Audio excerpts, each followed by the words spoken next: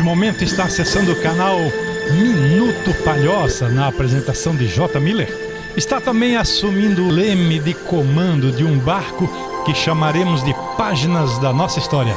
O município de Palhoça nos últimos 50 anos. O município de Palhoça dos anos 70, 80 e 90, a entrada para os anos 2000 e principalmente a grande transformação que o município viveu a partir da virada do século XX, os primeiros anos do século XXI e suas perspectivas até 2025.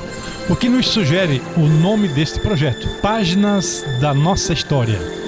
A história do município de Palhoça dos últimos 50 anos, sendo apresentada pelos próprios personagens e autores de toda essa evolução política, comercial e industrial, o desenvolvimento urbano e social. O mundo inteiro viveu, e Palhoça não seria diferente. As grandes transformações pós-Beatles e Rolling Stones com o rock and roll, ou ainda o Brasil pós-Jovem Guarda. Entramos nos anos 70, 80 e 90 com as transformações da sociedade, marcantes pelo progresso industrial, o desenvolvimento urbano e comercial, e as transformações culturais, principalmente na música, que passou pela MPB, pelo sucesso da música brega, pela evolução do samba raiz, também o samba canção, pelas grandes bandas nacionais, tipo RPM, Paralamas de Sucesso ou Legião Urbana. E, finalmente, entramos no sertanejo raiz e o sertanejo universitário. Nessa evolução social e urbana, intelectual e musical, deixamos para trás os anos de 1970, 80 e 90 e entramos definitivamente nos anos 2000, o século XX, o segundo milênio da era cristã. Fica no passado. Começamos a dar os primeiros passos, já inseridos no século XXI da história da humanidade. E, segundo o calendário cristão, o terceiro milênio depois de Cristo.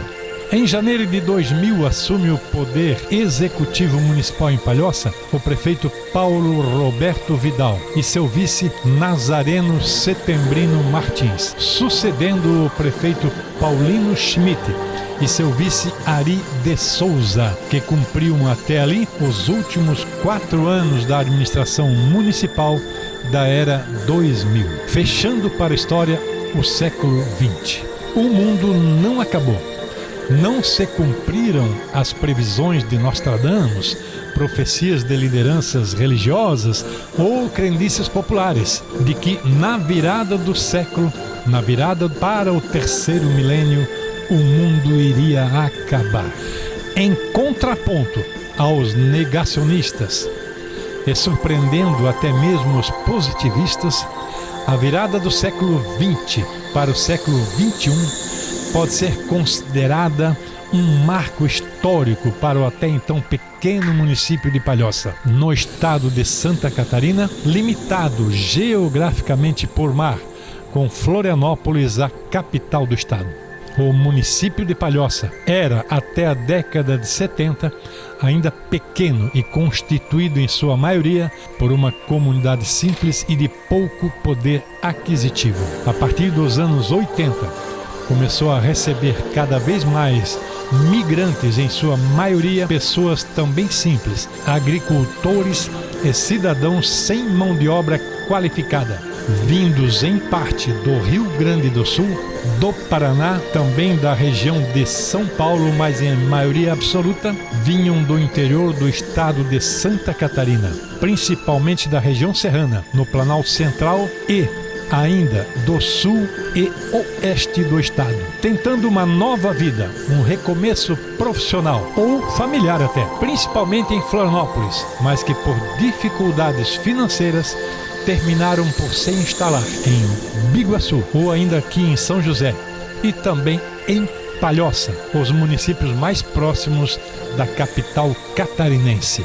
Na entrada do século XXI, uma gigante transformação acontecia no município de Palhoça.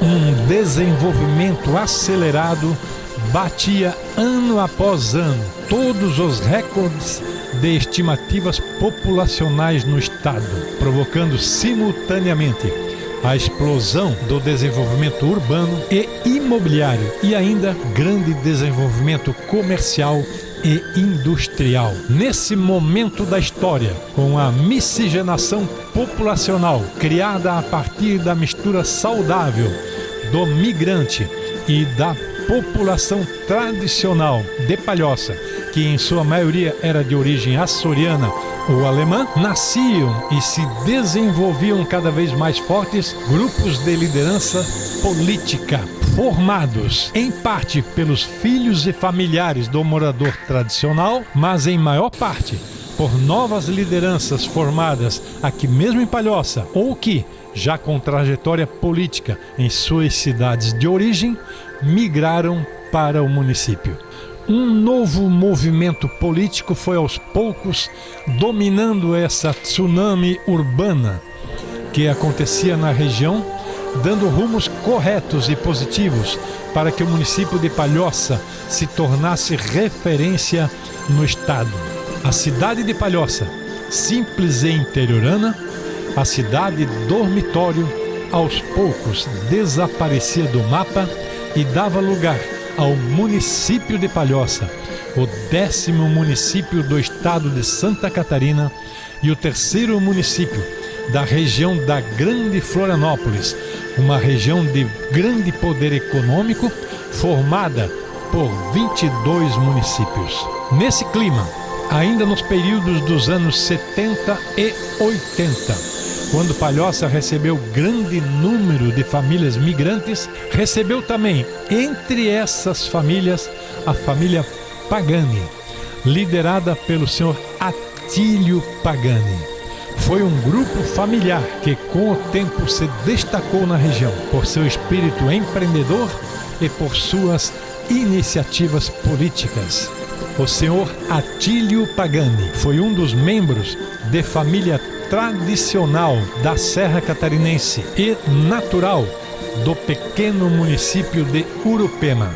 Um município que recebeu o título de a capital nacional do frio em 1º de dezembro de 2021 e está a uma altitude de 1.335 metros, pelo menos ali junto à sua praça principal, e que com certeza justifica essa indicação de frio, mas que tem ainda em seu entorno um pequeno vale com elevações de até 1.726 metros, como é o caso do Morro das Torres, ou Morro das Antenas, como é bem conhecido, e sua população, conforme estimativas do IBGE mais recentes, 2019 foi o último número apresentado, era de 2.465 habitantes.